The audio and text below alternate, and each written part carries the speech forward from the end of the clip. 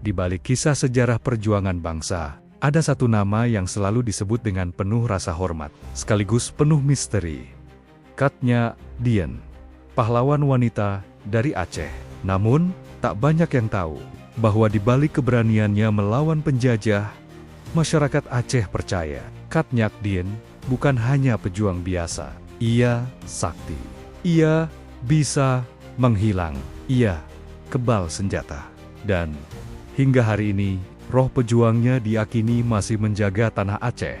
Kisah ini dimulai di masa penjajahan Belanda. Kat Nyak Dien kehilangan suami pertamanya, Teuku Cek Ibrahim Lamngah, di medan perang. Namun, bukannya tunduk dan diam, ia justru bangkit dan bersumpah akan menumpas Belanda dengan tangannya sendiri. Ia pun menikah dengan Teku Umar, pejuang tangguh dari Meulaboh.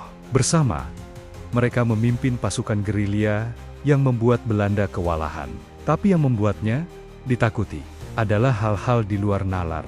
Para serdadu Belanda menyebutnya perempuan hantu, karena dalam beberapa pertempuran, mereka mengaku melihatnya berjalan di tengah tembakan, tanpa luka sedikit pun.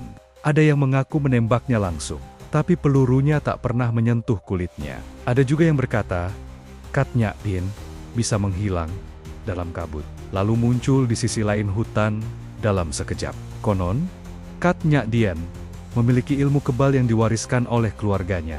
Ia juga rajin berzikir dan berdoa, membuat kekuatan batinnya luar biasa. Penduduk lokal menyebutnya memiliki karamah, anugerah dari Allah karena keteguhan, iman, dan keberaniannya. Tapi, kesaktian itu tak membuatnya angkuh. Ia tetap rendah hati. Ia tetap mencintai rakyatnya. Ia tetap berjuang, meski kehilangan segalanya, termasuk suaminya, Teku Umar, yang gugur dalam perang. Dan inilah yang paling menyentuh. Saat Kat Nyak Dien akhirnya tertangkap oleh Belanda, ia sudah tua, lemah, dan hampir buta. Tapi para serdadu Belanda masih takut mendekat, karena matanya masih menyala dengan semangat yang tak bisa dipadamkan. Ia dibuang ke Sumedang, Jawa Barat, jauh dari tanah Aceh tercinta. Namun, di Sumedanglah ia wafat. Dan hingga kini, masyarakat sana menghormatinya sebagai ibu pejuang dari tanah Rencong. Tapi, kisahnya belum berakhir. Penduduk Aceh percaya, semangat Kat Nyak Dien belum mati.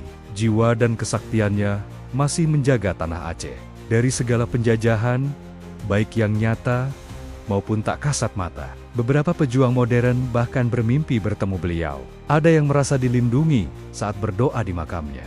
Ada yang tiba-tiba kuat berjalan berhari-hari di hutan dan merasa seperti ditemani sosok tak terlihat, bertudung putih, bersenjata, rencong.